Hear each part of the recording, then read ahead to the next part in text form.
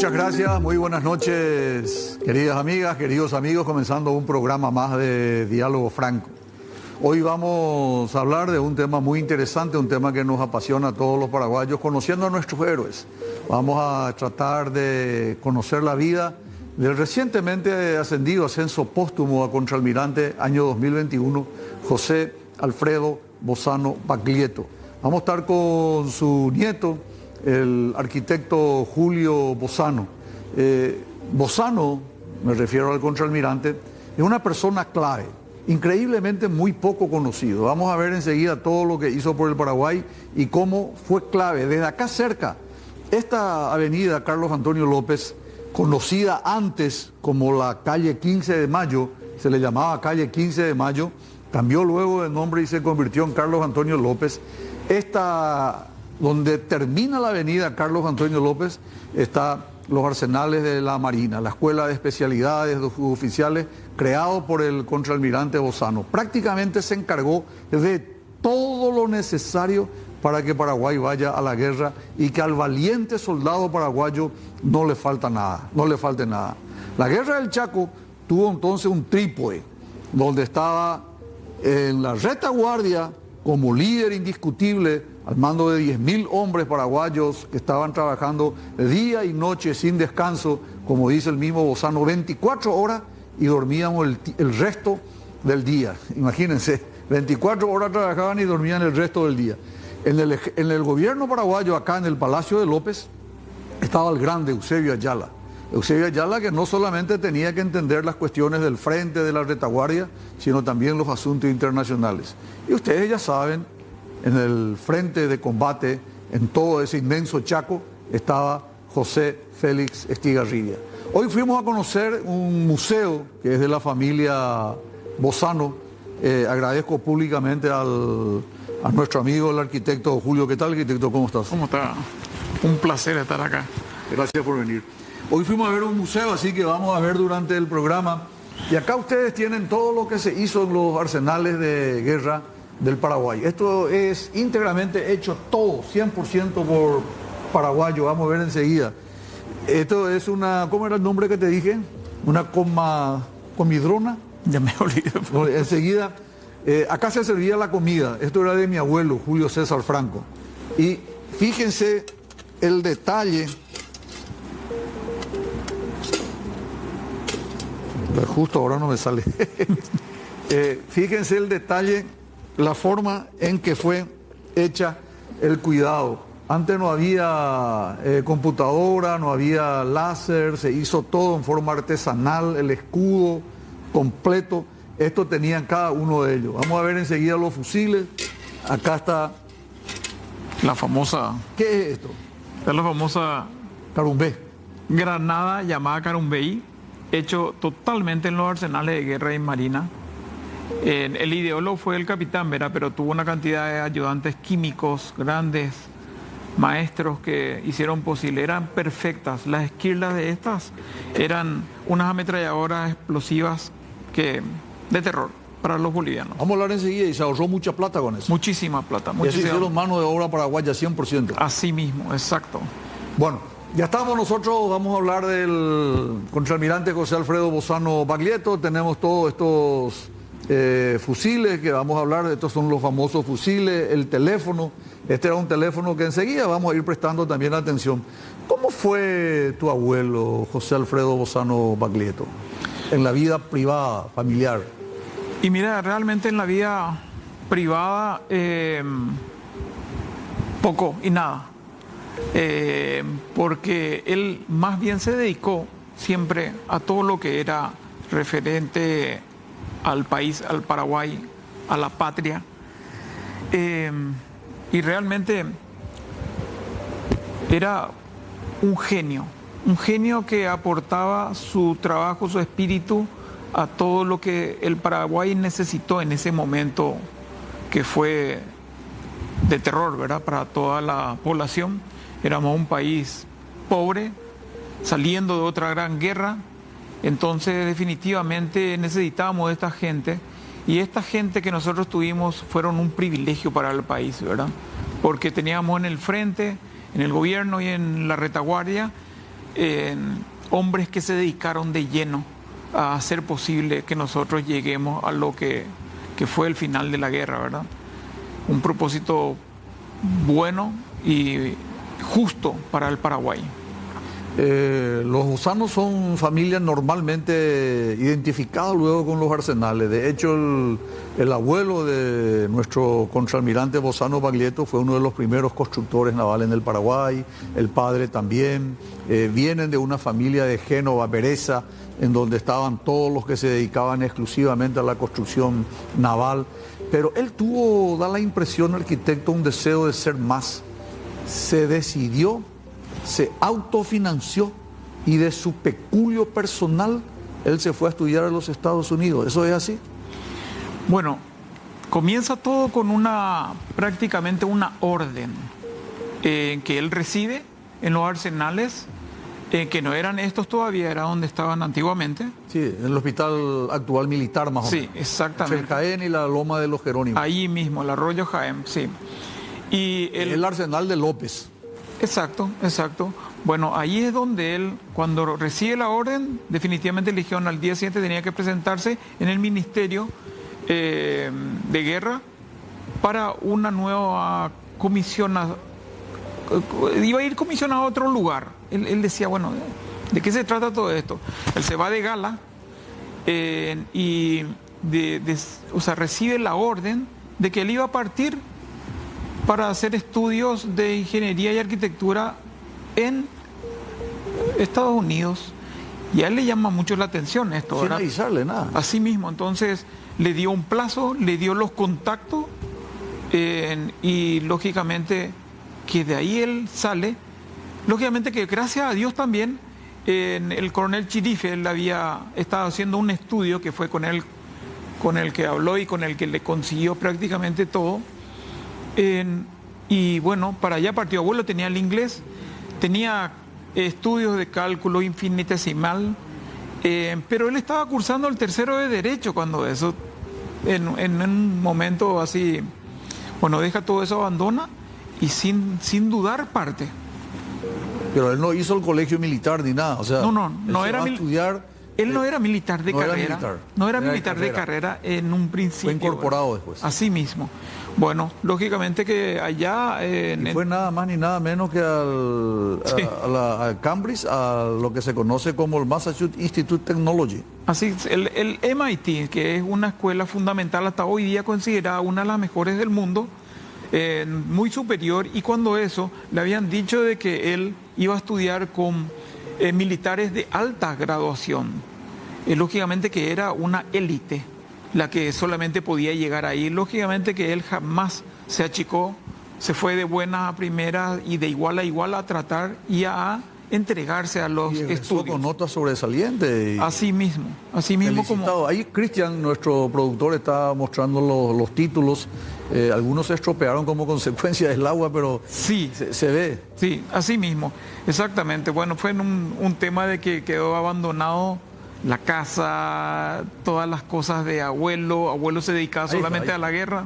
Sí, exactamente. Entonces, definitivamente, bueno, la recuperación en algo por lo menos tenemos, pero él volvió con ese título. Y hoy aprendí algo de vos, arquitecto.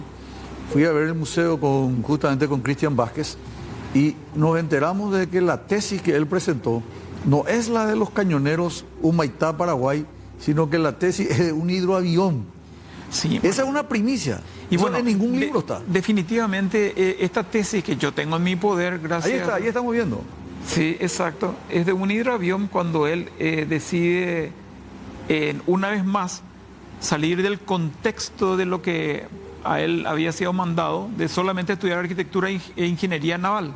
Él decía hacer un máster sobre ingeniería aeronáutica, que era una de las cosas que también tenía él como gran, por decirte, proyección, ¿verdad? Sí. Y trae todo.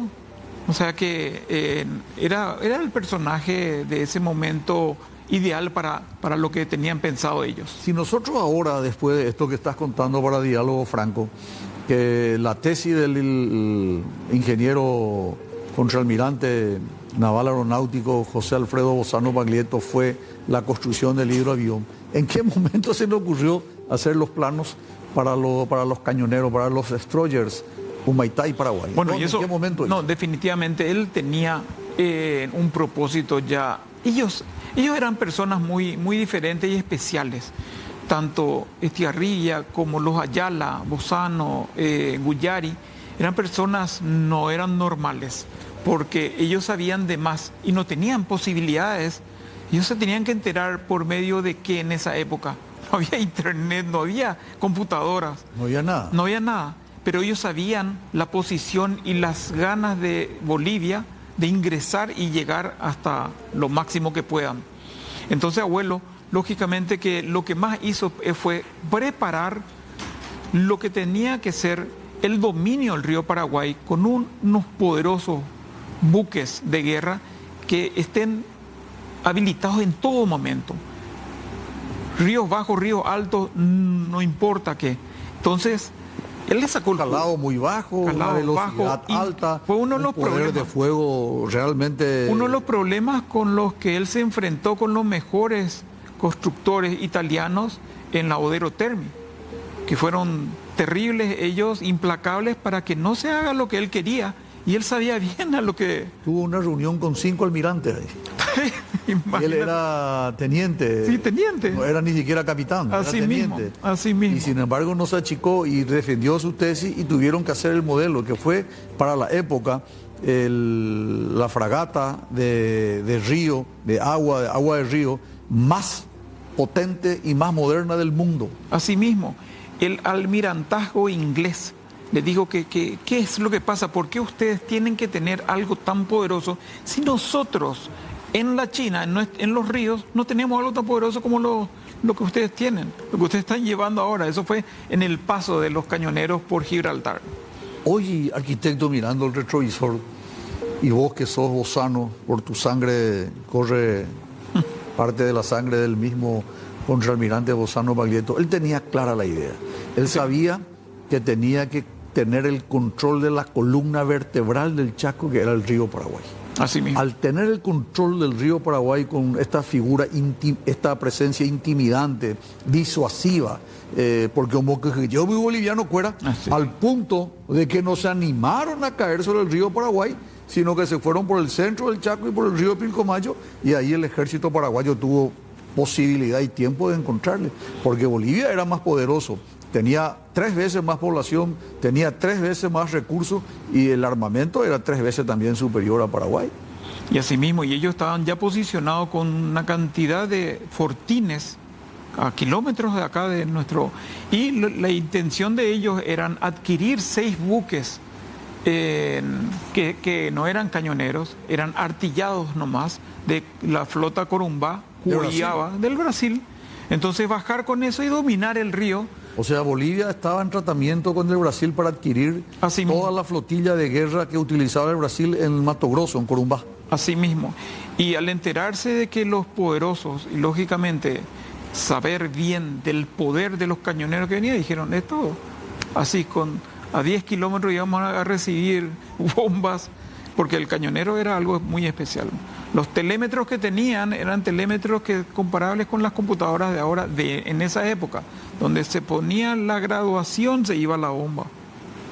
Y además tenían para minas, si alguien se le enfrentaba en el río, tenían minas que lanzaban, tenía capacidad de hasta 10, 12 kilómetros de distancia, tenía en la altura para cualquier avión, podía derribar sin ningún tipo de problema. Tenía 2 cuspones a los costados, las ametralladoras. De tierra, aire y agua, y además transportar 1.500 soldados con sus armas en cada viaje, que lo hacían 30 horas desde Asunción hasta Puerto Casado. Y podían hacer viajes de ida y vuelta sin reabastecerse. Ida y vuelta sin reabastecerse. No, un fenómeno increíble. Eran silenciosos y eran poderosísimos. O sea, que te llegaba algo de la nada y te aniquilaba. O sea, que no podían. Ellos se dieron cuenta ya de eso. No sabía eso de silencioso. No. Un motor silencioso. Sí, los motores que tenían a fuel oil eran de una capacidad tremenda. Que le dijeron en la Odero Termi, va a ser a carbón esto. Sí, no, vos sabés que impresionante. Negativo, le dije. ¿Cómo nos reabasteceríamos de aquí a Casado ¿cuánta cantidad de leña? ¿Dónde se pondría la leña? Y el capitán le dice, bueno, teniente, cuando eso, dice, no, pero no estamos hablando de otra cosa. Ustedes que están, estos cañoneros no van a hacer a leña, estos van a hacer a fuelo ir. Pero ¿cómo? No, tremendo. La preparación. La cantidad de tambores que se ve al gobierno con eso. Claro, Ahora, el creador, el genio y el que le mantuvo en todo esto fue Eligio Ayala.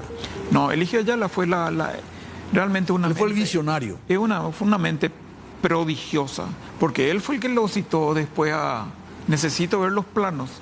Y él, el capitán, fue el que se enfrentó a los generales paraguayos, a los entendidos, a los de la capacidad económica, y a todos les puso las respuestas así. Porque todos se opusieron, Esquenoni no quiso, Todos, Bray no todos, quiso, sí. Riar creo que le bancó y Eligio Ayala. Luis Alberto Riar y Eligio Ayala. Y el presidente callado, él no hacía más, porque él ya sabía, él ya tenía definido que eso era nuestro futuro. Escribe muy bien el contraalmirante. No, Escribe fantástico. muy bien, cuenta. Fantástico. Recibo la visita del ministro de Guerra y Marina, Luis Alberto Riar. Viene hasta el arsenal de Guerra y Marina y me dice el presidente, quiere verlo, súbase en el vehículo. Así como estaba, me subo, entro al palacio, le saludo al presidente Eligio Ayala y el presidente Eligio Ayala, mirando el litoral de la bahía de Asunción y el río Paraguay y el Chaco, me dice, teniente Bozano, vamos a entrar próximamente en guerra, necesitamos tener la certeza del control del río. ¿Qué sugiere? Y ahí dice que le dice, deme tiempo mañana, regreso y le presento los planos de la solución para el problema de la guerra. Como vos decís, él le daba la espalda y le hablaba. Y ahí también le dice, lo que le voy a comunicar es totalmente confidencial, teniente. Totalmente confidencial. Sí. Ni a tu confesor no le cuente. Imagínate. En esa época se casa Bozano. Sí. Y cuando se va finalmente a Europa, se va de luna de miel con su señora. Así mismo. Bueno, así mismo. A la vuelta del corte regresamos. Estamos con el arquitecto Julio Bozano hablando de este grande que no le estamos conociendo, que no le sabemos apreciar y que realmente merece toda nuestra gratitud y reconocimiento, el contraalmirante José Alfredo Bozano Baglietto. Bueno, estamos de vuelta aquí en Diálogo Franco, estamos con el arquitecto Julio Bozano hablando sobre la vida del contraalmirante José Bozano. Arquitecto, tenemos una grabación con la hija. Con mi tía Quiero agradecerte a vos, a Cristian por el trabajo que se hizo y queremos escucharle a la hija. ¿Cómo era en la familia, en el ámbito familiar, el contraalmirante? Adelante, por favor. Es lo que te dije, yo te voy a hablar de capitán como mi papá, que era exigente, pero todo nos daba mucho cariño. Era un compinche, no sé cómo te hablaba, te contaba todas las cosas, te exigía. Con la libreta de calificaciones vos podías pedir lo que quieras. Si no hacías méritos, no había premio. Si no repasabas bien el piso, te hacía repasar de vuelta. Porque teníamos 2 empleadas, pero hay que saber hacer las cosas para mandar. No se puede mandar sin saber las cosas.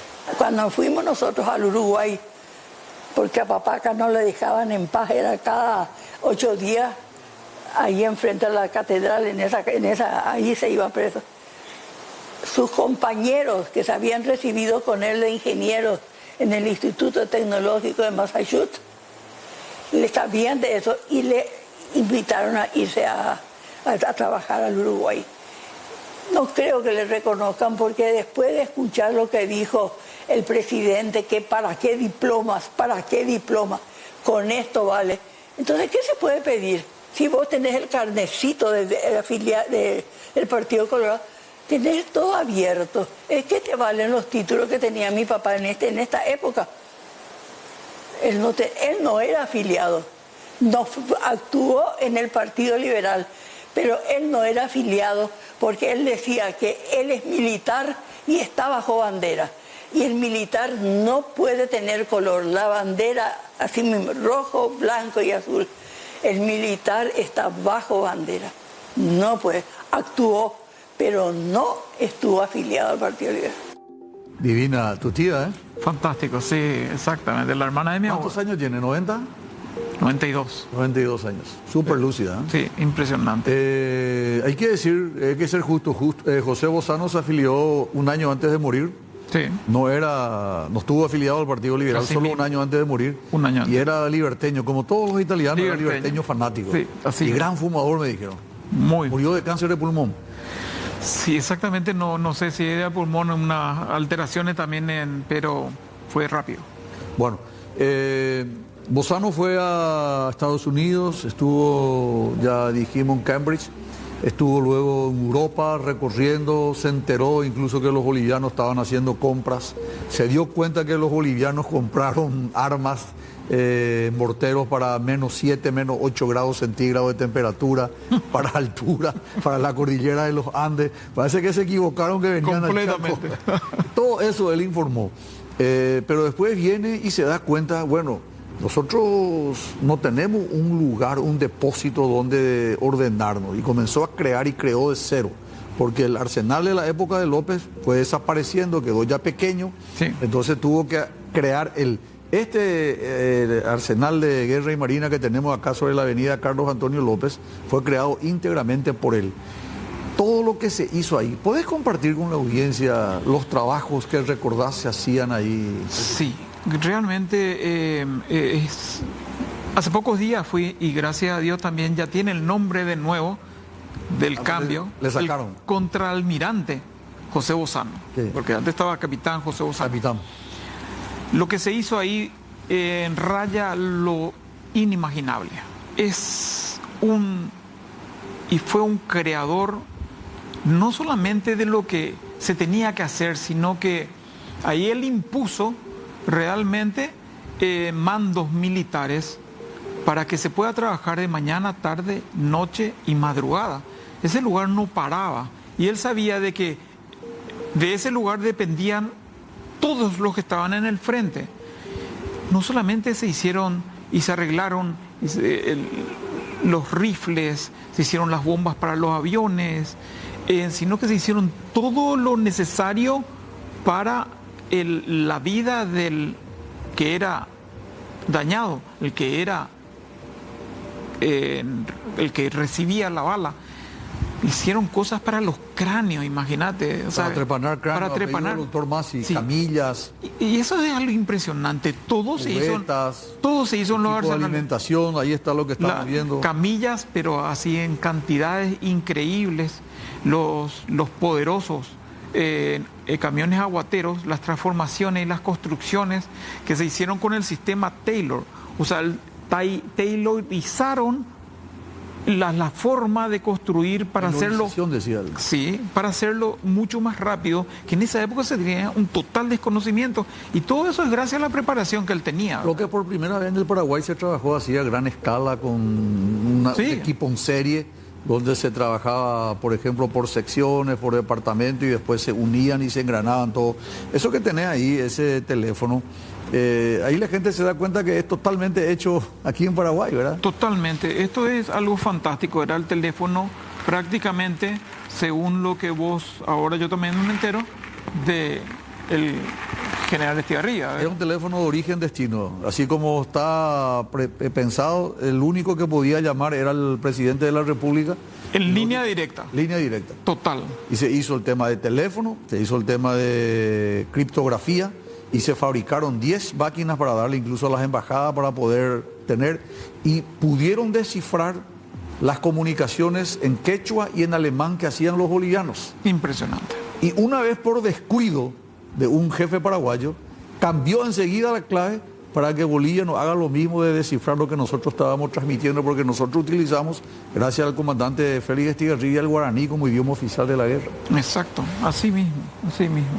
Y bueno, y todo lo que se hacía, de nuevo, en los arsenales, se transportaban con total seguridad hasta Puerto Casado por los cañoneros hechos por el capitán, y de ahí directamente acá uno de los fortines de frentes de batalla. Y los camiones, se compraron 2.200 unidades de camiones Ford, Chevrolet, y había una tercera marca que no recuerdo ahora, creo que era, a ver, la General Motors, ¿puede ser? Sí. MG. Sí, MG, sí. Tres marcas, Chevrolet, Sí, MGM, Ford y Chevrolet.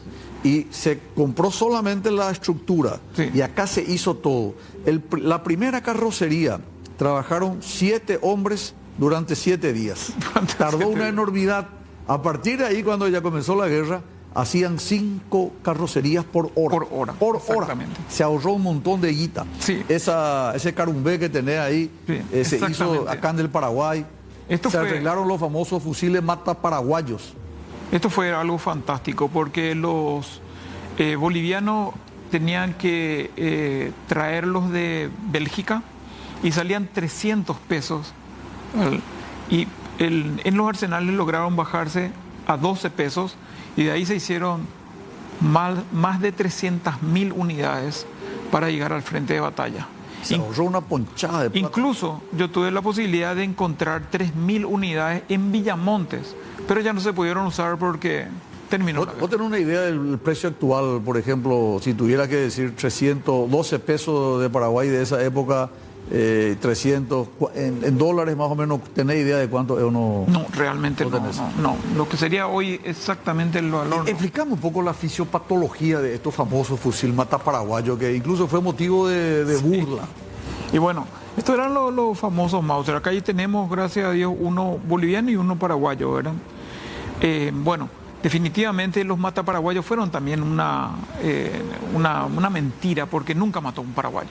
Lo que sí era el problema de las pólvoras de las balas y la resiliencia que tienen al salir y la calibración, que fue todo un tema polémico de la época. De la pólvora, fue una pólvora belga que se compró y tenía que haber sido de uso inmediato y se demoró más de 8 años en utilizar. Y incluso más, se estuvieron en depósitos donde definitivamente no estaban las condiciones, así mismo, entonces nunca mataron un paraguayo. ¿Y los aviones? Él, siendo marino, se encargó de la Fuerza Aérea. Sí, llegó un momento en que él también otra vez, dentro de todas las actividades, dentro de su mundo increíble, le dieron para poder organizar lo que era la aviación paraguaya. Bueno, lógicamente que nosotros teníamos los potes, era nuestra arma fundamental, ¿verdad? Los whip-out también, y él tuvo... Breda y los Fiat. Breda, sí, y los Fiat era al final, ¿verdad? Realmente, él al llegar también, como le cupo en los arsenales, al llegar al lugar donde él tenía que organizar, se encuentra con un hangar que no tenía nada. Campo Grande. Campo Grande, una pista que no estaba ni definida y una desorganización total. Y lógicamente, con el poco tiempo que ya le quedaba, como para él reafirmó todos los momentos para que todo eso otra vez funcione. O sea, era una máquina de pensar y organizar, un fenómeno. Y los camiones para llevar agua a los pozos que se perforaban en el Chaco, en cada lugar. Claro, se llevaban equipo de perforación y fabricaban los filtros que los bolivianos no tenían. Imagínate, Federico, que llegó un momento donde los camiones que eran tan complicados se decomisaron incluso en algún momento, llegaban allá y el polvo del Chaco destruía. Entonces, ¿qué él hizo también otra vez? Armó talleres en el pleno Chaco para que no tenga que estar viniendo o irse mecánicos. Había un arsenal, si mal no recuerdo, un kilómetro 180. Bueno, y eso hizo posible definitivamente de que nosotros seamos siempre superiores. Impresionante. A los bolivianos. Y quiero que explique un poco, porque a mí me causó gracia cuando leí que en esos aviones Potés, el que se iba atrás tiraba la bomba a mano. Definitivamente eso es increíble, algo que de no creer, como yo digo siempre, la realidad supera la ficción.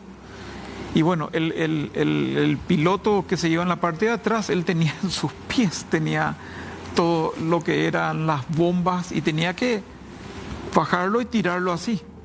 Pero pesaban 20, claro, 30 kilos. Lógicamente, imagínate con todo eso, y eso eran de percusión. O sea que era una cosa no creíble. Un sistema de perforó los aviones y desde ahí se lanzaba con una precisión. También. Y tenemos nosotros el antecedente de que con estos Potés tuvimos el primer bombardero nocturno en América Latina. Sí, es un récord que realmente los bolivianos nunca creyeron eso, era posible. Y los morteros que se hacían de las columnas de hierro. Había columnas de hierro de lo que era la Ande primitiva. Llegó un momento que no teníamos más material y bueno, definitivamente Vayamos a la calle, saquemos las columnas de hierro y se ingeniaron otra vez para fabricar todo eso. Hay dos hechos importantes antes de irnos al corte que vale la pena mencionar porque demuestran la creatividad del contraalmirante Bozano. Uno es cuando estos fusiles Mauser se compraron en el año 1908 y Alemania no nos podía vender porque la Liga de Naciones le tenía impedido a Alemania comercializar cualquier producto de guerra. Entonces, a través de la Casa Ferreira, acá en Paraguay, Manuel Ferreira, Sí. Vía Checoslovaquia, se compra como producto agrícola y vienen todos los fusiles Mauser y sus repuestos para los más de 8.000 fusiles Mauser que teníamos desde el año 1907 en Paraguay. Increíble, increíble. Y los productos químicos que estaban prohibidos, trinitrotolueno y otros, se compraron también en forma camuflada. Porque mira que si hay una persona que le dedica muchos centímetros de su libro a la Liga de las Naciones, es el contraalmirante Bozano. Sí. Nos hizo cuesta arriba a nosotros la Liga de las Naciones. Nos perjudicó enormemente durante la guerra. Y definitivamente se ingeniaron otra vez para que no sea un impedimento, porque la guerra no iba a parar por eso. O no nos íbamos nosotros a ser amedrentados porque teníamos una dificultad allá y no podíamos hacer, no había esa posibilidad. Entonces el ingenio del arsenal, el ingenio del general Estigarribia en todos los frentes fue increíble, fue único. Bueno, nosotros vamos a un pequeño corte. No todo fue color de rosa. Pasó mal también el contraalmirante. Claro que sí, claro que sí. Pasó mal también. Tuvo momentos oscuros dentro de su vida militar y de su vida familiar y su vida pública. Así mismo. Vamos a un pequeño corte y a la vuelta regresamos ya en la parte final con el arquitecto Julio Bozano.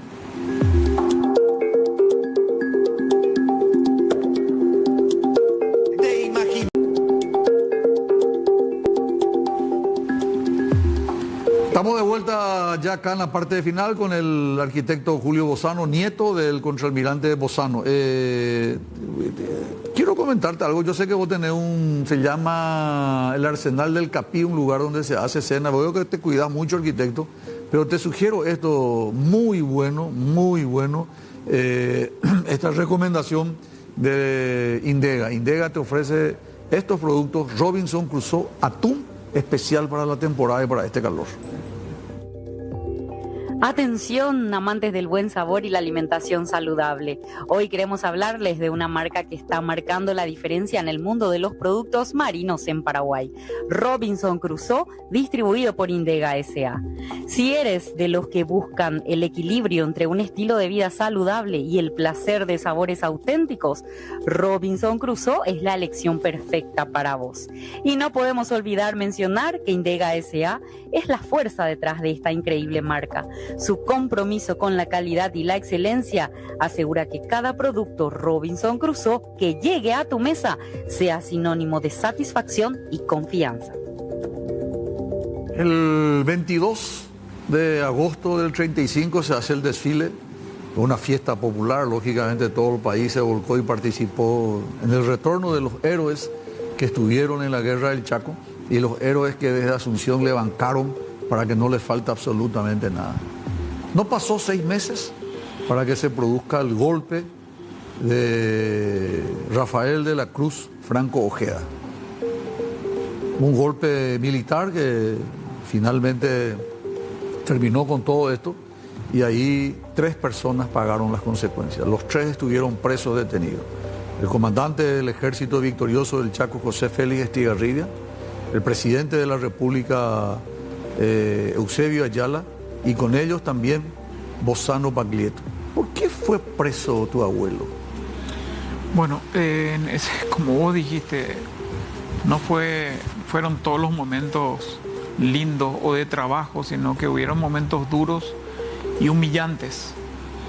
Hay cartas que abuelo le escribe a mi abuela, donde él realmente con su buena letra, buena lapicera, como se decía antes, le escribe sus dolores de lo que fue la humillación increíble. Imagínate, de la persona que le proveía para que él tenga todo en el frente, fue el que da la orden para que lo envíen en una barcaza de ganado. De cerdo. de todo tipo de animales. ¿No? Y en esos momentos de calor, a Peñahermosa. O sea... una lanchita baja con techo de zinc que tenía excrementos. Excrementos y lo pusieron ahí como si fuese ya otra vez un animal más. Definitivamente. Y abuelo ya era... Buen tiempo, 6 meses más o menos tuvo, 5 o 6 meses tuvo. Sí, abuelo, cuando eso era el mayor de los que también fueron transportados en ese lugar, y abuelo no se achicaba y sufrió, no se bajó ni a comer en Concepción. Cuando los compañeros le decían, bueno, para que se alimente, se higienice, no, y se tragó y llegó hasta Peñahermosa en esa barcaza, ¿verdad? Fueron momentos de terror realmente, duros, difíciles y muy, muy humillantes que pasaron todas estas personas, ¿verdad? Por suerte, digo yo por suerte, ¿verdad? Pero sale de ese lugar con un permiso porque había fallecido su padre. Entonces retorna a la capital y de ahí nunca más... Creo que fue al exilio después. Fue al exilio, definitivamente, como decía la tía en esa nota que le hicieron, compañeros suyos del MIT le hicieron llegar un pedido de un astillero muy grande que estaba en Uruguay,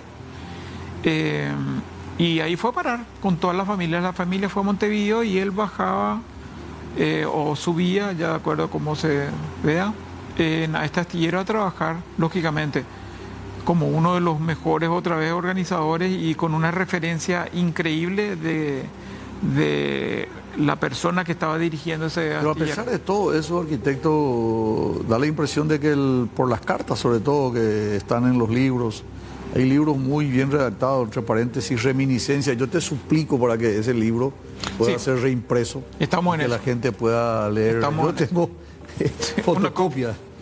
Bueno. En fotocopia, porque no hay manera. Entre paréntesis, Esteban Burt me dio la copia de este libro, así que le agradezco públicamente a Esteban.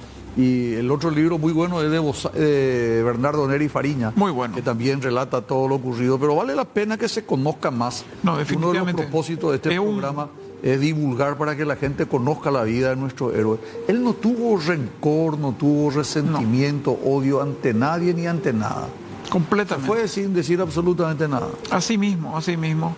Incluso hay una anécdota importante, cuando a él otra vez lo meten dentro de que él fue el que disparó en la Revolución del 47 con los cañoneros.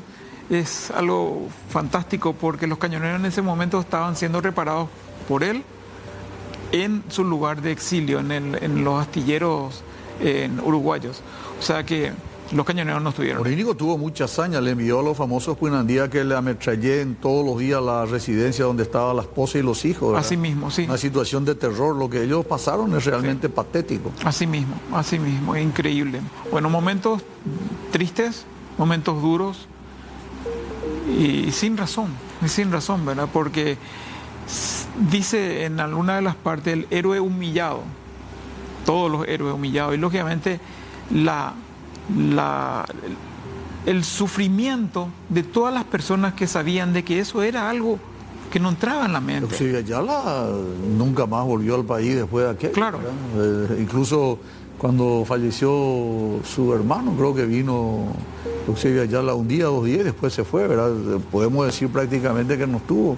O sea, realmente fue lamentable. Al presidente de la victoria, al comandante victorioso, al responsable de la retaguardia, entre paréntesis, Eusebio Ayala, a uno de los pocos que le da el reconocimiento de la orden, honor al mérito, orden del Chaco y Cruz del Defensor. Cruz del Chaco y Cruz del Defensor se lo da al Arsenal de Guerra y Marina en la persona del contraalmirante actual, Bozano Baglietto. La última pregunta, tenemos que irnos. Sí. Como familiar, como nieto, ¿qué sentís cuando es poco reconocido, es poco valorado, cuando la gente no habla, no comenta, nadie recuerda el día que nació, el día que murió, las obras de Bozano? Incluso a veces dentro del mismo estamento militar hay como una especie de vamos a dejarle de lado. ¿Qué sentís, arquitecto? Mira, vos sabés que dentro de todo, en la familia yo soy uno de los fanáticos.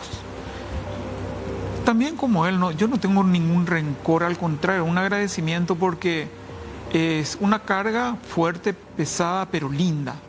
El llevar el apellido. Yo te cuento, por ejemplo, cada vez que nosotros solicitamos ver los cañoneros, a nosotros yo soy bozano, se te abren las puertas. Cuando te van diciendo y escuchando los militares de los distintos rangos, les un bozano, se te encuadran. Entonces, ¿qué vos puedes esperar más, verdad? O sea, ¿qué puedes decir? No estoy agradecido, no, es jamás. Al contrario, dentro del tema familiar, yo agradezco y realmente estamos nosotros con proyectos muy importantes para seguir todo esto, porque se necesita que se sepa más de este tipo de gente. El paraguayo necesita tener en la sangre el patriotismo perdido. Por eso es que, bueno, yo te agradezco mucho, Federico, realmente por esta invitación y ojalá que no sea ni la primera ni la última. No, al contrario, yo creo que vamos a seguir hablando del capitán Bozano porque hay demasiadas temas cosas, que hay que tocar. Anécdotas por todos Quiero lados. agradecerle al coronel Caballero que me hizo la fraterna corrección de que es marmita. Marmita. Marmita es el nombre de... Esto se llama marmita, que es una especie de recipiente donde se guardaba la comida y tan herméticamente hecho como para que... ¿Qué no pudiste abrir? Caliente. Bueno, también el momento de agradecimiento, ¿verdad? Importante en la vida ser agradecido. Agradecerte a vos, a tu familia por la predisposición. Creo que en la vida es importante. Me llamó el ingeniero Reinaldo Domínguez, perdón, no es Domínguez, Reinaldo, me voy a acordar enseguida, del Centro Paraguayo de Ingenieros, que fundó el Centro Paraguayo de Ingenieros y que fue su primer presidente y fue presidente durante mucho tiempo el ingeniero Bozano. Así mismo. Sí. Creo que es también de alguna manera un reconocimiento de parte de ese gremio. El almirante Osorio y el capitán de navío Benito también llamaron para expresar su solidaridad y apoyo respecto al capitán Bozano.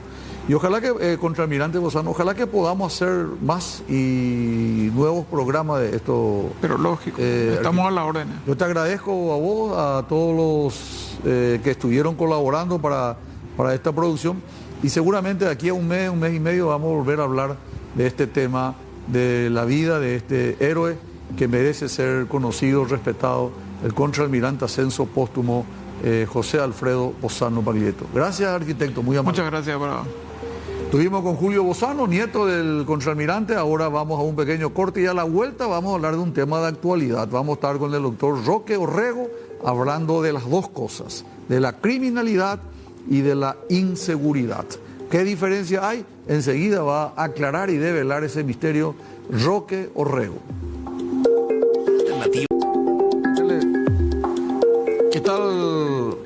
¿Cómo está, doctor? ¿Cómo está? Encantado de saludarle, doctor. Igualmente.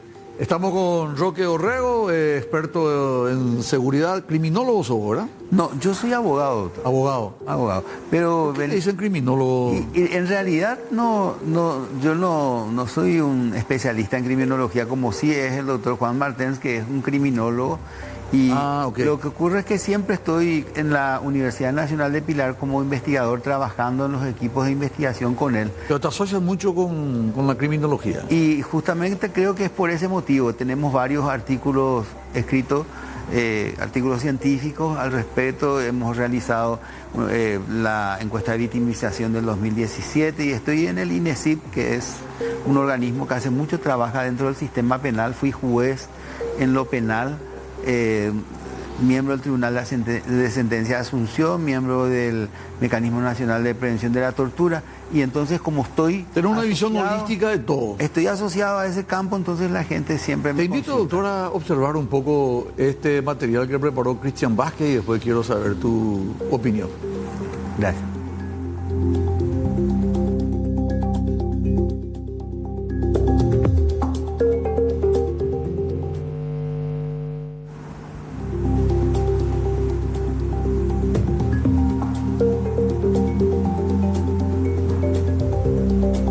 ¿Tenemos el video?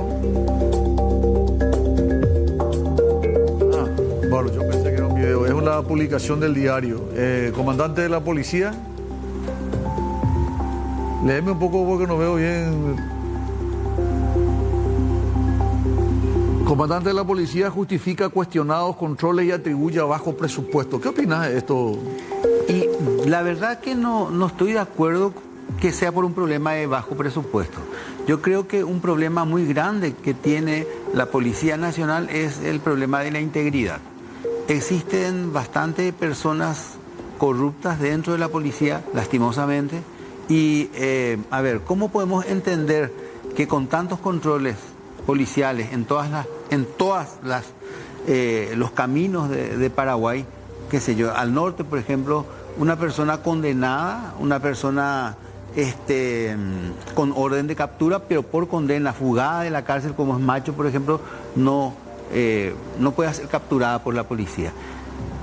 Nosotros tenemos conocimiento de que en la zona norte las patrullas cargan combustible a partir del dinero que dan personas que se dedican al cultivo de marihuana. Peaje.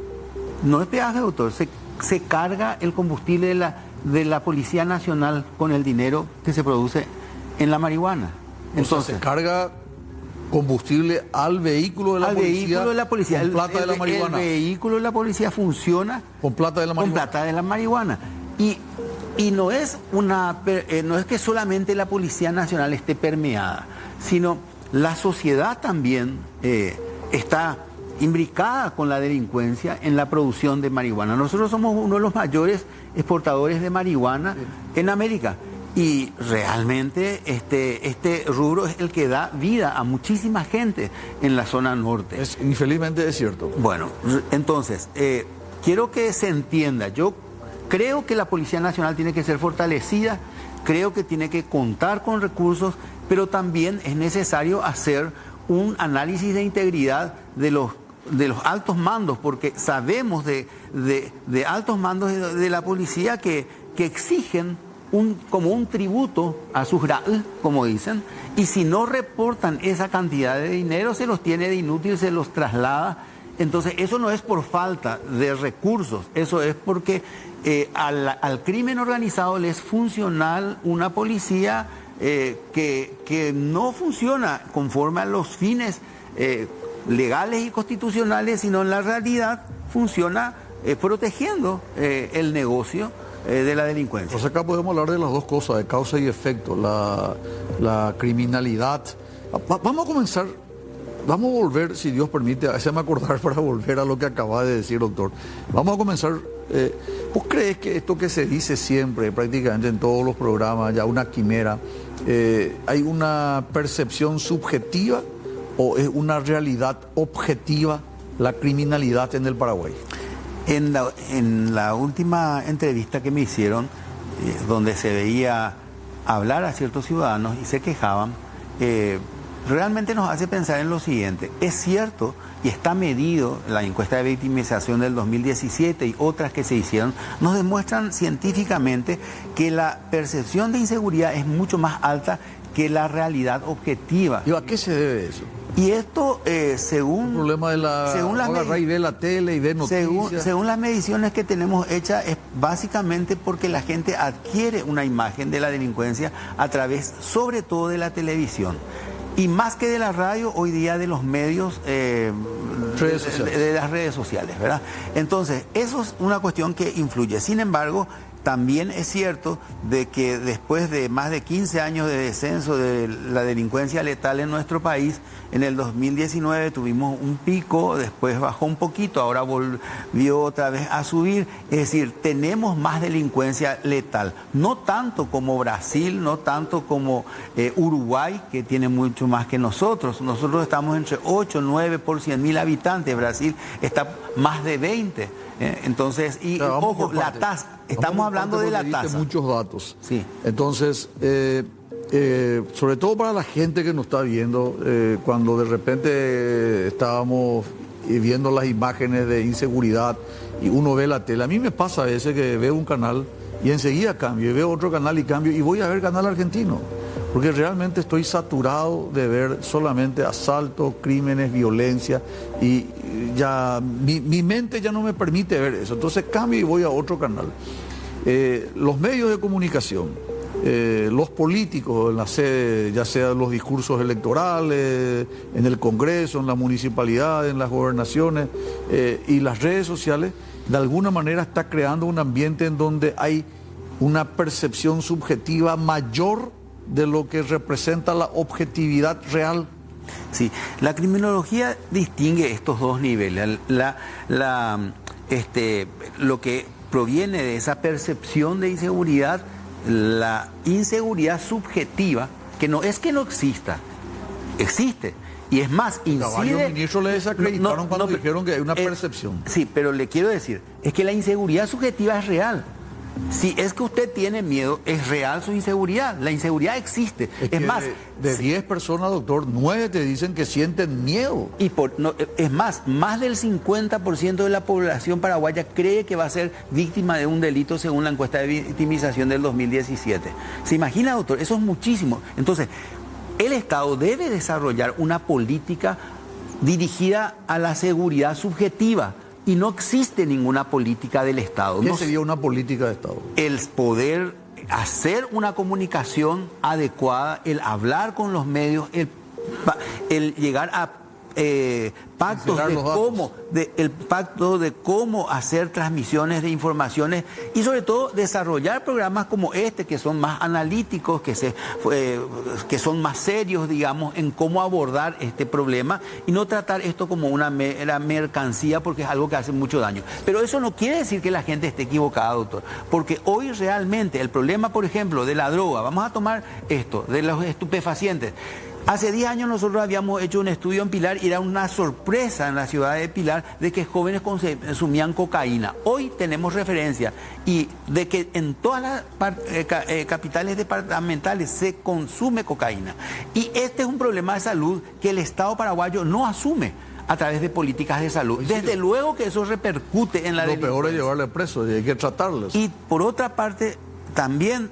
Además de no dársele tratamiento, tenemos que anotar de que los delitos contra la propiedad sí realmente aumentaron, que son los que causan este tipo de molestia y de percepción.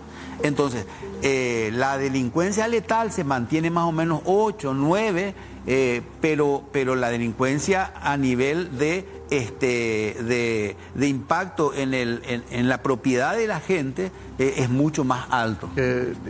Mi temor es, y suelo tener reuniones igual que todos los televidentes, la gente que nos está viendo en su casa, el grupo de amigos, grupo de colegio, de facultad, grupo de truco, y la gente dice, doctor, vamos a irnos a los Bukele, vamos a violar los derechos humanos. Mi temor es que con esta inseguridad que tengamos, que la gente ya se muestre renuente, ya no cree más en la clase política, ya no cree más en sus autoridades, no cree en los derechos humanos, no cree en la democracia.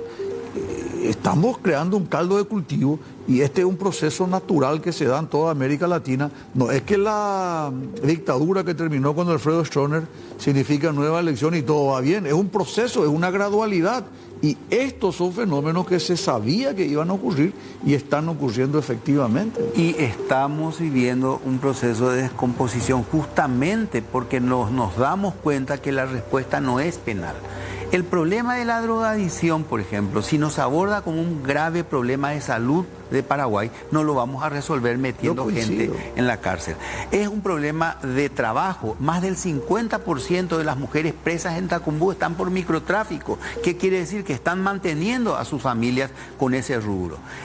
¿Qué propuesta seria de reemplazo de cultivo se hace en la zona norte para poder reemplazar el cultivo de la marihuana? Si es que realmente no lo vamos a legalizar, ¿verdad? Y no nos vamos a sincerar. Más del 50%, es decir, calculan los economistas que más o menos el 50% de nuestro Producto Interno Bruto proviene de la delincuencia subterránea. Entonces, esa existencia esa realidad de que Paraguay hoy es un centro, un holding de distribución de cocaína, de la cocaína andina, de la cocaína que viene de Colombia, también inclusive, claro, ¿verdad? Genera un nivel de violencia, de disputa territorial. El clan Rotela, que domina usted sabe, las cárceles, en varias cárceles, ¿verdad? Vivimos todo el conflicto terrible del año pasado. El clan Rotela está teniendo presencia muy amplia en los barrios de Asunción. Eso puede ser el comienzo del problema de las maras, y si es un problema como el de las maras, ¿verdad? Ahora bien, ciertamente la gobernabilidad democrática nos debe permitir ver que el problema de inseguridad no es un problema penal, sino es un problema interdisciplinario, claro, interagencial, y si no se da una respuesta de allí, lo que se hace es populismo. Y en Paraguay nos hemos caracterizado por unas reacciones espasmódicas. Se cambia un comandante de la Policía Nacional, se le cambia a un fiscal, se le mete a otro, etcétera, pero no se tocan los problemas de la inversión pública que exigen recursos en educación, en salud, como para que exista una política del Estado Social de Derecho y de crecimiento del Estado Social de Derecho. Toda la violencia de las cárceles repercute negativamente en justamente alimentar a estas delincuencias organizadas que reclutan personas gracias a que el Estado no es capaz de cubrir las más mínimas condiciones humanas de vida que permitan, ya no digo la resocialización, porque finalmente esto es un mito, sino por lo menos mitigar el impacto que tiene en las personas el encierro carcelario y el contacto de personas con los grupos de la delincuencia organizada. ¿Cómo tenemos que entender, doctor Roque Orrego, cuando antes se llevaban la droga a las penitenciarías y hoy desde las penitenciarías se distribuye a la sociedad? Y justamente la delincuencia organizada es la que está permitiendo eso, y la delincuencia organizada complicidad con las trabaja en complicidad con todo el sistema carcelario, y eso ya es una historia vieja en nuestro país, no es un mal de este gobierno, por favor. Los anteriores tenemos que reconocer de que no estamos haciendo bien el trabajo a nivel penitenciario, pero los más mínimos recaudos, no estamos separando condenados de prevenidos, no estamos teniendo programas reales de educación. Sí, se le lleva a la gente por tráfico de droga y a lo mejor lo que necesitan es un tratamiento psiquiátrico de desintoxicación, ¿verdad? Un tratamiento de apoyo. Y lo triste es que tenemos los instrumentos normativos que nos permitirían articular políticas integrales de seguridad y no le estamos sacando la utilidad que deberíamos sacarle. Yo como médico estoy preocupado, en realidad tengo que hacer una corrección porque estos son pacientes que ameritan un tratamiento médico, ellos tienen que ser desintoxicados, hay que liberarles de la droga y ver la rehabilitación que puedan tener mediante trabajo, que se puedan hacer, pero no creo que los presidios sean los lugares habituales, porque al contrario, se van a convertir en profesionales y están comenzando a lucrar y ganar plata desde los presidios. Y ese dinero genera también ganancia a personas que están ubicadas en distintas instancias del gobierno de la República. Digo del gobierno en el sentido del aparato estatal, me estoy refiriendo al aparato penitenciario concretamente, ¿verdad? Lo mismo ocurre en la Policía Nacional, vuelvo a decir eso, y por otra parte tenemos todo un sistema penal que tradicionalmente no se ocupó de dirigir la persecución penal en contra de los sectores que acumulan poder, como son los de la delincuencia organizada, la corrupción pública. Y hoy, sin embargo, hace 5 años tenemos una justicia especializada que, fíjese usted, que está dando interesantes resultados. Nunca se llevó a cabo tantos comisos, por ejemplo, y el comiso es central para desarticular la delincuencia organizada. Es decir, no todos estamos haciendo mal. En ese campo de la justicia estamos trabajando con buenos logros y creo que lo que hay que profundizar es un compromiso interagencial que fortalezca todo ese esfuerzo. ¿Vos tenés alguna encuesta última, a la vuelta de la pausa, no para que me responda ahora, doctor? ¿Tenés alguna encuesta última donde la gente dice qué es lo que más percibe? ¿Inseguridad, preocupación por los drogadictos, corrupción? ¿Qué es lo que más le preocupa a la gente? A la vuelta de la pausa regresamos con el doctor Roque Orrego. Estamos de vuelta con el doctor Roque Orrego. Te recomiendo, doctor, este producto muy bueno, atún, Por favor, cuando tengas ocasión, quiero en estos días de calor una ensaladita de atún, lo mejor que hay para mantenerse en forma, ¿eh? Son los productos de Indega, te pongo a consideración. Gracias. Hoy te quiero presentar a los atunes de Robinson Crusoe. Son reconocidos por su bajo porcentaje de sodio, lo que los convierte en una alternativa ideal para mantener una dieta balanceada y cuidar de tu bienestar. Pero aquí no terminan las buenas noticias. ¿Sabías que los productos de Robinson Crusoe provienen de una pesca a caña sustentable? Esta marca se enorgullece de contribuir a la conservación de nuestros océanos, asegurando la preservación de los recursos marinos para las futuras generaciones. Y no olvides, Indega S.A. es la fuerza detrás de esta increíble marca. Yo te había dicho en el corte que me hables de la encuesta, pero creo que ya me comentaste que fue del año 2017, no hay nueva encuesta, ¿verdad? No hay ninguna... Pero voy a cambiar entonces la pregunta brevemente. Si apareciera una encuesta nueva, ¿va a seguir apareciendo en primer lugar la preocupación de la gente por la inseguridad? Yo creo que sí, evidentemente. Esa es una preocupación real.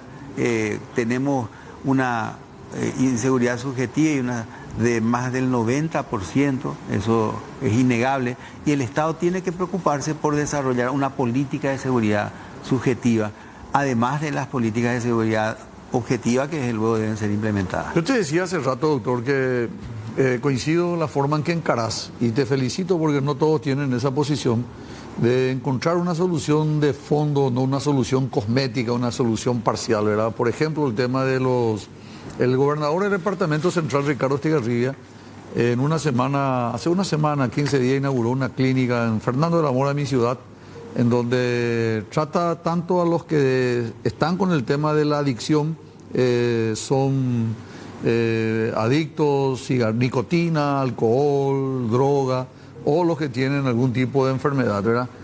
Ahí estamos viendo las imágenes de la inauguración y está el doctor Fresco, que es una persona conocida, prestigiosa, que también se encarga de los que tienen problemas orgánicos, algún tipo de enfermedad, esquizofrenia, porque yo creo que de alguna u otra manera es un contrasentido llevarla a esa gente a un presidio, sobre todo que no tenemos posibilidad de reinserción laboral. Entonces se convierten en especialistas, en profesionales. Totalmente de acuerdo con usted, me felicito esa apertura, es necesario replicar eso en todo el país. También tenemos que saber, hoy en Tacumbú la cocaína es más barata que en las calles, ¿verdad? Entonces la gente va, como usted dijo, a comprar cocaína de Tacumbú. Y esa es una realidad entonces que nos describe de que esta gente queda expuesta. Entonces, ¿dónde está la policía, la seguridad carcelaria? Yo pensé que ellos hacían en forma escondida. La gente va a comprar a los presidios. Sí, así es. Qué bárbaro. Y esto genera muchísimo dinero. El doctor Juan Martens, que sí es criminólogo, hizo un cálculo de cuánto está generando la venta de cocaína en Tacumbú, y solamente en Tacumbú, y solamente ese rubro estaba generando cerca de 1.000 millones de guaraníes al mes, ¿verdad? 1.000 millones de guaraníes al mes. Entonces, eso es bastante dinero, y estamos hablando de un rubro de la delincuencia. Esta gente en el 2019, un detalle, en el 2019 hay un estudio que se había hecho de que el mercado de estupefacientes producía más de 600 millones de guaraníes, 600 millones de dólares, más que toda la producción sojera del país, para que dimensionemos de qué estamos hablando. Enorme. Doctor, me preocupa ese comentario que te hice de que los amigos en las reuniones, y te pasará a vos también, sobre todo vos que sos una persona que está más dentro de ese rubro, que quiere una solución a lo Bukele, agarrarle, castigarle y adiós los derechos humanos, adiós los respetos a la Constitución, a las leyes, a las garantías, nada, prácticamente justicia por mano propia. Es preocupante, ¿estamos llegando a eso? Es un problema porque si el Estado Social de Derecho no da una respuesta al problema de salud, de trabajo, de educación, evidentemente la gente va a pedir ese tipo de mesianismos al sistema penal. Y quiero hacerles una lectura de un dato importante. La población privada de libertad al 2022, que es el dato que obtuve del Mecanismo Nacional de Prevención de la Tortura, era de 16.029 personas privadas de libertad. Hubo un aumento porcentual de 443% entre 1995 y 2022. Si calculamos desde la entrada en vigencia del actual código, 443%. Sí, estamos hablando del 95 al 2022, de 1995 al 2022. 27 años. Sí, fíjese, si calculamos desde la entrada en vigencia del Código Procesal Penal 1988 a 2022, existe un aumento del 322% de privados de libertad. ¿Por qué le doy este dato? Primero, no es cierto de que el Código Procesal actual sea causante de que no existan más personas privadas de libertad. Al contrario, 322% aumentó la cantidad de personas privadas de libertad. Sin embargo, los efectos son estos que tenemos delante. Hoy tenemos... ¿Cuál es tú como abogado? ¿Qué decisión, qué vas a tomar? ¿Vas a cambiar el código? ¿Hay un defecto? No, es lo que le estoy haciendo ver. El código no tiene ningún defecto. Lo que pasa es que el sistema penal no está para dar respuesta al tipo de problema que se quiere encarar, como usted Entonces bien no estaba es un problema diciendo. del código, es un problema de la interpretación de las leyes. Más que eso, de ausencia... Porque son los jueces lo que deciden el traslado. De ausencia, no. Pero es que decidan lo que decidan los jueces. Ciertos fenómenos delictivos van a continuar. Ver, disculpame mi ignorancia, yo soy médico. ¿Quién decide que Pedro, Jorge, Andrés o María vayan al presidio? Un juez.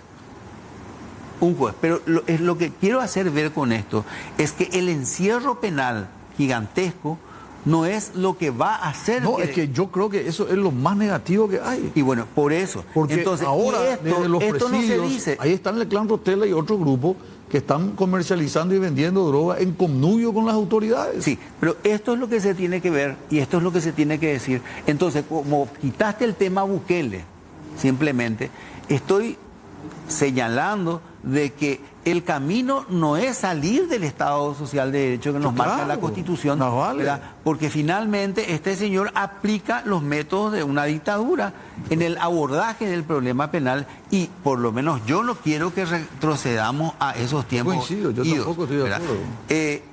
Existe una necesidad de ampliar cobertura punitiva sobre personas que acumulan poder, muchísimo poder, y distorsionan toda la vida republicana, distorsionan todo el funcionamiento del Estado de Derecho y se apartan de los fines que, si se cumpliesen, entonces no tendríamos el problema que hoy tenemos. Doctor, yo estuve del otro lado del mostrador y este es un tema complicado porque, como te decía, es multifactorial, es un tema social, es un tema económico, es un tema político, es un tema moral, es un tema de falta de espacio, es un tema de, infelizmente, de drogadicción.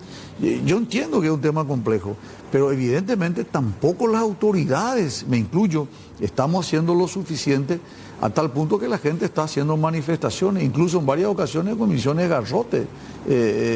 ¿Dónde crees que, cómo vos intervendrías, ya sea en el estamento policial, en la justicia, en alguna de estas áreas multidisciplinarias, como para poder encontrar una reducción drástica de esta violencia, de esta criminalidad que existe en nuestro país? Yo creo que se debería establecer una mesa de diálogo en torno al tema de la seguridad, con planteamientos serios y con datos ciertos, y se debería utilizar la ciencia para mediciones que son necesarias, de tal manera que surjan propuestas no espasmódicas, ¿verdad? Cada vez que se mata a una mujer, bueno, entonces todo el mundo, el feminicidio, saquemos una ley. Me parece bien que se tomen medidas.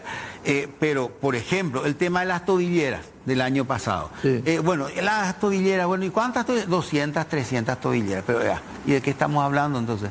Si los casos de violencia doméstica son predominantes dentro del sistema penal, 200, 300 tobilleras no ¿Y después quién va a pagar otra vez? Y después, ¿y quién va a pagar? Ah, el procesado va a pagar. Entonces, es necesario que tengamos datos científicos del comportamiento de nuestra sociedad. ¿No te parece que hay un tratamiento amateur de todo esto? Yo creo que sí. Y yo creo que el tema de seguridad se viene manejando así, ¿verdad? Y entonces, en realidad, es necesario que gente que entiende se ocupe de este tipo de cuestiones. No se puede seguir confundiendo. Yo porque fui juez en lo penal y porque enseño derecho penal, no puedo ocuparme de la política de seguridad. Tienen que ser técnicos, y hay técnicos en la Policía Nacional, hay técnicos en la academia, ¿verdad?, que creo que deben asesorar y tienen que ser escuchados. ¿A vos te llamaron alguna vez del gobierno? Nosotros estamos en algunas cuestiones asesorando el fortalecimiento de la... Digo a la universidad, no a vos como Roque Orrego, sí. sino al sector universitario. Se echó mano de la universidad para estos estudios serios, porque falta una medición real, doctor, en todo esto. Nosotros trabajamos en aquella encuesta con fondos del CONACYT, ¿verdad? Lastimosamente hoy se está debilitando este organismo del Estado, sí. Otra vez nuevamente. Se desvistió un santo. Y doctor, vamos a seguir, si es que seguimos este camino, el de las sensaciones. Si usted lee todas las leyes que endurecieron el sistema penal, que crearon, por ejemplo, la Fuerza de Tareas Conjuntas en la zona norte, ¿verdad? Vemos que hablan del aumento objetivo de la delincuencia, etcétera, cuando uno estudia la realidad y no encuentra aquel fundamento. Ahí se produce un divorcio. Sí. Inclusive los estados de sitio que se declararon en la época, lo voy a decir, de Lugo, ¿verdad? Es decir, no tienen un sustento. En la época de Lugo no hubo estado de sitio. No, sí, creo que sí. No. Solamente hubo estado de sitio en el gobierno de Luis Ángel González Macchi por un mes, cuando el intento del golpe del 2000. Entonces ¿quién fue el que comenzó con el tema de la declaración del estado de sitio? No, Luis Ángel González Macchi, cuando se intentó en el 2000 aquella famosa vez que tiraron al Congreso. Entonces estoy confundido. Retiro lo dicho, pero sí, si usted lee las leyes que justifican estos endurecimientos, inclusive el cambio de los tipos penales en el Código Penal, siempre está la fantasía punitivista. Vamos a endurecer la reacción punitiva del Estado y con esto vamos a solucionar el problema. Esa no es la solución. Doctor, te agradezco por estos minutos. No, gracias por invitarme y por permitirme, con ese error que tuve, hablar con la gente y que se me escuche. No, yo sé perfectamente, porque incluso me opuse, y dentro de los 125 senadores, un solo diputado se opuso, el señor Modesto Salinas Ale, de la ciudad de Itagua. Fue el único paraguayo de 125 parlamentarios que votó en contra de la aplicación del estado de sitio cuando ocurrió aquel intento de golpe de unos tanques que se fueron al Congreso. Sí, el estado de excepción, ¿verdad? En realidad. El estado de excepción, sí. Estado de excepción. Bueno, nos vamos nosotros porque infelizmente tenemos que dejar el programa. Gracias, doctor. Gracias a usted. Regresamos el próximo lunes con más Diálogo Franco. Gracias a la audiencia por la preferencia. Si Dios permite, nos vemos el próximo lunes. Diálogo Franco fue presentado